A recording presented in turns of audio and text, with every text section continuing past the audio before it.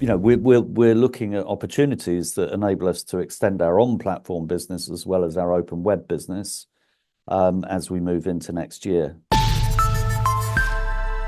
Hello, you're watching Proactive. I'm joined by James Carter, the CEO of Digitalbox. James, great to speak with you this morning. Your trading update notes EBITDA will be significantly ahead of market expectations, while revenue remains broadly in line. What were the key drivers behind this outperformance? Yes, good morning, Stephen. Well, I suppose if we cast our mind back to the interim results that we put out in September, we were trading ahead of the market. So we've certainly been bucking market trends. First half of the year, I think, was about 10% up in revenue. I've just cast my eye across broader market media companies, and I think today someone else reported -6%. But we're looking at a trend in completely the opposite direction of more like 6 or 7% revenue increase year on year. So the first point is, I guess, we're performing ahead of the market. I don't think we can deny that it has been a choppy market in H2 of 25, that's for sure. But essentially, we've delivered all that we set out to deliver more efficiently than we'd perhaps planned to at the beginning of the year. So we've been agile and able to cope with the challenging overall market conditions that exist and able to deliver a stronger margin against that revenue growth. You say new launches like Reality Shrine and Royal Insider have contributed positively. Can we expect further launches of new sites next year? Yeah, certainly. Our focus over the past year has been around something called the verticals strategy, which is essentially us gathering around very well-defined audience and content areas. We've seen significant success on Royal Insider and Reality Shrine, particularly around developing US audiences, which has been beneficial to us because US audiences tend to monetize towards double the rate of UK or other key market international audiences. So that's been a decent growth area for us and area we've invested in.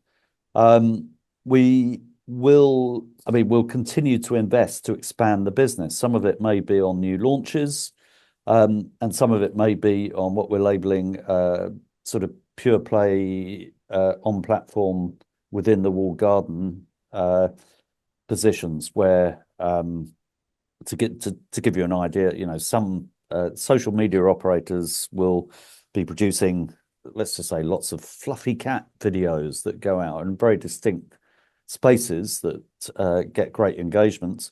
We're looking at opportunities that enable us to extend our on-platform business as well as our open web business as we move into next year, because notably the on-platform position is growing for us. As a couple of years ago, it was pretty close to zero in terms of earnings, and this year it'll be heading towards £1 million worth of revenue. So we're looking in different directions as we move into 26, and that revenue diversification is really sort of key to us continuing to thrive.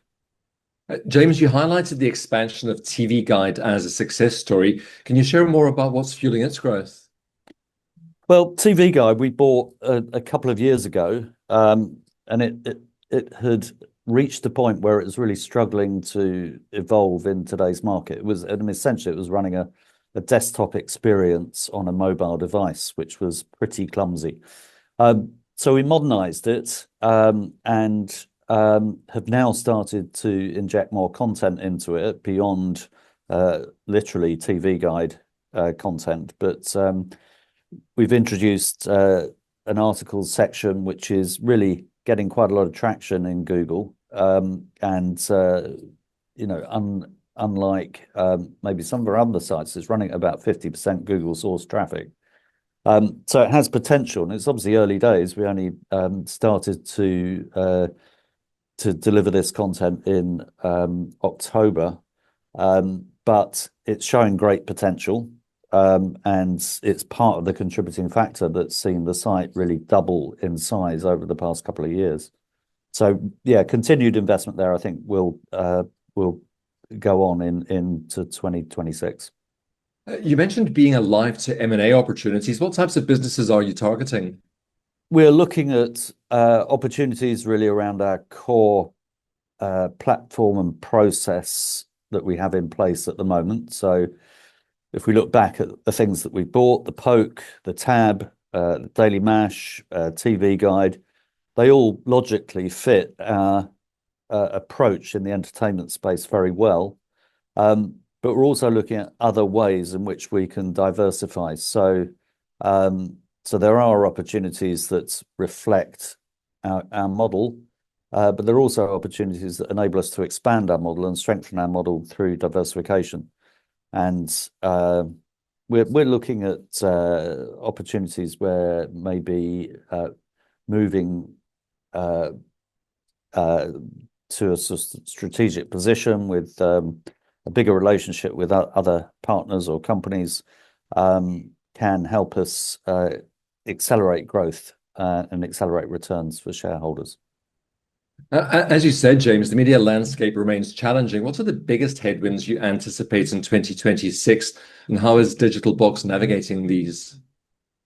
There's been a number of headwinds in the past year, I guess. If you look at, I mean, the advertising market, if you look at it from a macro point of view, hasn't been particularly healthy. I think WPP forecasts that there'd be 7% down, I think, in revenue for this year or thereabouts. So there's certainly some challenges just with money coming into the market.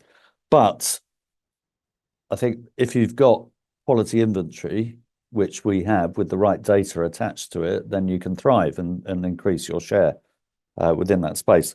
There will be continued headwinds from the platforms changing the rules and their use of AI, really. We've seen it obviously play out heavily on Google with Gemini results rather than search results being placed in front of consumers, and that has reduced clicks for a lot of publishers. But importantly, navigating around that and putting the kind of content in front of consumers that is less likely to be crawled by a large language model because it's quite simply because of the costs. I'm not sure whether there are sufficient returns in a long-term play around answering plot lines on Emmerdale or Coronation Street through Gemini with the cost of the computer power to deliver that, compared to I don't know, give me the top 10 best cars and then feeding someone through to make a £30,000 or £100,000 or whatever purchase. So I think AI is beginning to settle a bit as a challenge.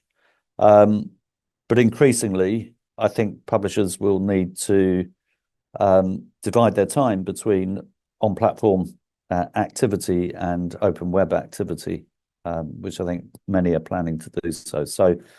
So increased dual focus really for us, I think, going forwards as we look to monetize, and possibly there's direct sales opportunities. We don't deliver any direct sales opportunity to agencies or clients at the moment, but that potentially has future value. Even though it's a challenge sector at the moment, it has future value for sure. James, I hope you'll continue to keep us updated. Thank you very much for the time today. Thank you, Stephen.